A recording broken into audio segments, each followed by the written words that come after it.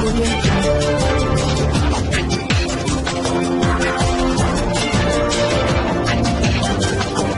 भारत, केवल खबरें और कुछ। नमस्कार, मैं हूं अंजलि। आरपी भारत में आपका स्वागत करती हूँ। आइए नजर डालते हैं आज की किसी खास खबर पर। छपरा ट्रैफिक पुलिस हो या अन्य कोई भी पुलिसकर्मी हो, ट्रैफिक नियमों की धज्जियां उड़ाते यही लोग नजर आते हैं। इनके लिए कोई भी नियम कानून लागू नहीं होता। वहीं अगर आम जनता इन्हें बिना हेलमेट गाड़ी चलाते हुए दिख जाए तो यही ट्रैफिक पुलिस उसे नियम समझाते हुए कई हजार रुपए का चालान काट देते हैं।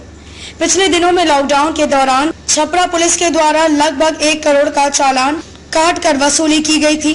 अब सवाल यह उठता है कि अगर ट्रैफिक नियम सभी के लिए हैं, तो फिर इन पुलिसकर्मियों का चालान कौन काटेगा।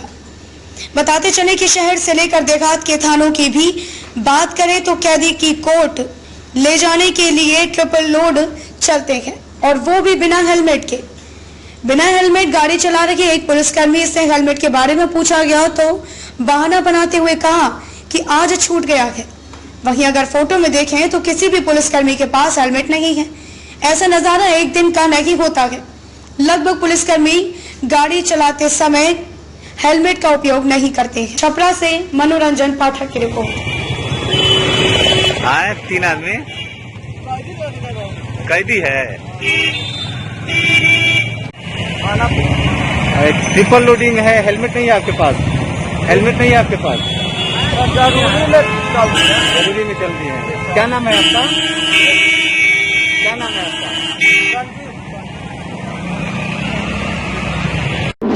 दुमका जिले में लगातार कोरोना संक्रमित मरीजों की संख्या में वृद्धि हो रही है।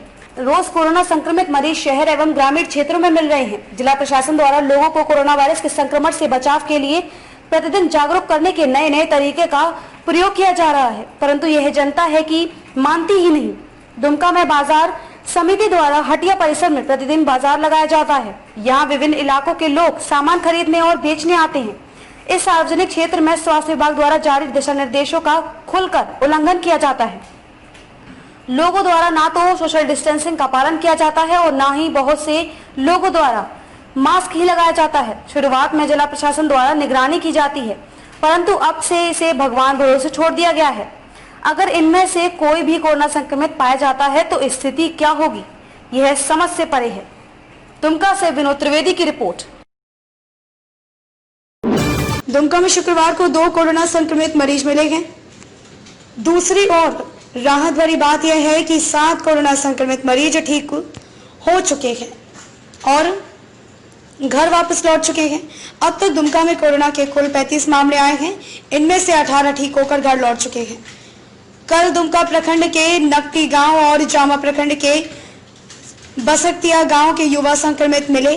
इनकी उम्र 30 से 35 के बीच है। बसकतिया का युवक 13 जुलाई को लखनऊ से लौटा था और वह अपने घर में रह रहा था, जबकि नकटी का युवक 16 जुलाई को कर्नाटक से आने के बाद घर में ही था। शुक्रवार को ट्रूनेट जांच में दोनों युवक की रिपोर्ट पॉजिटिव आई। उसके बाद दोनों युवक को दुमका मेडिकल कॉलेज अस्पताल में भर्ती कराया गया। दोनों के संपर्क में आए लोगों और उनके परिवार के सदस्यों की भी कोरोना की जांच की जाएगी। दुमका से विनोद त्रिवेदी की रिपोर्ट। गुमला जिले में नए उपायुक्त शिशिर कुमार सिन्हा ने आज किया पदभार ग्रहण और पूर्व उपायुक्त शशि रंजन ने बताया कि 2 साल के बीच गुमला जिले में बहुत ही चीजें सीखने को मिली हैं और गुमला जिले के अधिकारियों का सहयोग ने 2 चुनाव भी आसानी से शांतिपूर्वक चुनाव कराने में सफल रहे हैं। और शशि रंजन ने बताया कि उनके पलामू जिला के उपायुक्त मिला है। पलामू में भी काफी मेहनत कर विकास के कार्यों को आगे बढ़ने की बात कही और नए जिले के उपायुक्त ने बताया कि गुमला जिले में पहले शिक्षा, स्वास्थ्य और विकास कार्यों को तेजी से कार्यों को करने की बात कही और जो भी विकास कार्य सही सीमा से कार्य करवाने की बात कही। इस पदभार ग्रहण में जिले के पदाधिकारी भी मौजूद थे। गुमला से अजित सोनी की रिपोर्ट। गुमला जिला में 2 साल का ये उपायुक्त कार्यकाल रहा और इस दौरान लोगों का भरपूर प्यार और भरपूर सहभागिता मिला, जिसके कारण गुमला जिला में बहुत सारे कार्य भी किए गए। और पिछले 4-5 महीने से जो कोरोना कोविड-19 का जो संकट आया, इसमें भी हमारे गुमला जिला के सभी पदाधिकारी और यहाँ के लोगों ने काफ़ी संयमित होकर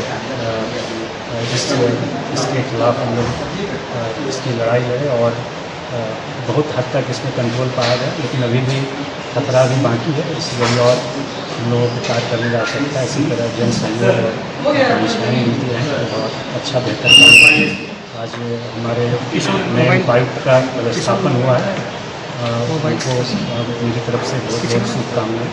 मुझे आशा है कि वो भी अच्छी तरह से कार्य करेंगे और इसी तरह यहाँ के लोगों का भरपूर प्यार और सहभागिता मिलती है। डेवलपमेंट में तो हम चाहते हैं कि शिक्षा में सुधार हो और उसके बाद हेल्थ में हो और डेवलपमेंट की जो भी स्कीम है वो समय पर पूरा हो, ताकि सभी लोगों को और जो समाज के जो अंतिम पायदान पर खड़े हैं उन सबों को फ़ायदा हो।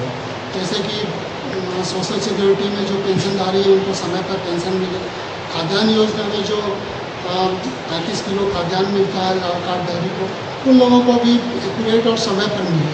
तो ये सब प्राथमिकता है ताकि और पूर्व के डीसी साहब जो भी मामू जा रहे हैं उन्होंने जैसा बताया कि ये कृषि प्रधान जिला है, तो मेरा भी फोकस कृषि पर रहेगा क्योंकि आजीविका का साधन तो वही है। सर, कोरोना का भी चैलेंज है बिल्कुल। कोरोना में ये एक वैश्विक महामारी है और इसको निपटने के लिए सबसे पहले हम जैसा समझते हैं कि जागरूकता बहुत ज़रूरी है।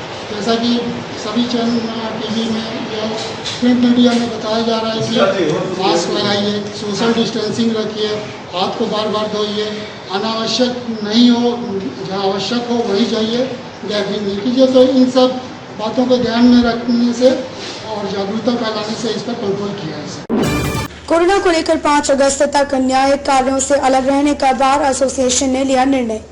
वैश्विक महामारी कोरोना के बढ़ते प्रभाव के बीच गुमला के बार एसोसिएशन से संबद्ध अधिवक्ताओं ने न्यायिक क्रियाकलापों से खुद को 5 अगस्त तक के लिए अलग कर दिया है। स्पर्शजन्य महामारी के तेजी से फैलते संक्रमण की कारगर रोकथाम के वास्ते बार एसोसिएशन की ओर से लागू इस पूर्ण लॉकडाउन के दौरान कोई भी अधिवक्ता किसी भी न्यायालय में काम नहीं करेंगे। यकीन है कि एसोसिएशन ने इस निर्णय की अनदेखी करने वाले अधिवक्ताओं के विरुद्ध कड़ी कार्रवाई की चेतावनी भी दी है। गुमला वकालत खाना से जुड़े एक अधिवक्ता के पुत्र को कोरोना संक्रमण की पुष्टि के बाद एसोसिएशन की हुई आपात बैठक में इस आशय का निर्णय लिया गया है। गुमला से अजित सोनी की रिपोर्ट। ये निर्णय लिया गया कि जो कोरोना का महामारी चल रहा है उसको मद्देनजर रखते हुए सभी सदस्यों ने एक मत से इस बात को कहा कि वो वकालत खाना और सिर्फ वकालत खाना बंद नहीं रहेगा, वकील बंधु किसी भी न्यायालय में, चाहे वो सिविल कोर्ट का न्यायालय हो या एग्जीक्यूटिव कोर्ट का न्यायालय जिसमें रजिस्ट्री ऑफिस भी है, उसमें वो काम नहीं करेंगे और वकालत खाना के परिसर पे कोई वकील समुदाय 5 अगस्त तक नहीं आए। पूर्ण रूप से ये निर्णय लिया गया है और जो इसका उल्लंघन करेंगे उस पर एसोसिएशन है सो दंडात्मक है कि वकालत खाना का जो बेनिफिट उनको मिलता है उससे उनको डिबार करते हैं। कि एक हमारे वरिष्ठ अधिवक्ता के घर में कल ही रिपोर्ट हुआ है कि उनका बेटा को कोरोना पॉजिटिव है और इस बात की आशंका है कि अगर इसी तरह का घटना होता रहा तो ये कम्युनिटी ट्रांसफर हो जाएगा। सभी वकील बंधु मुंशी यहाँ जितना काम करते हैं वो सब है। आज के अन्य लोगों से मेरा यही अपील होगा पूरे वकालत खाना के सदस्यों की ओर से कि वो लोग अगर बहुत जरूरी काम हो तभी घर से बाहर आएं और अगर बाहर आते हैं तो मास्क जरूर लगाएं, सैनिटाइजर का उपयोग मैक्सिमम करें और कम से कम लोगों के कांटेक्ट में आए, जिनका पालन करते हुए अपने कार्यों का निष्पादन करें और बहुत जरूरी हो तब घर से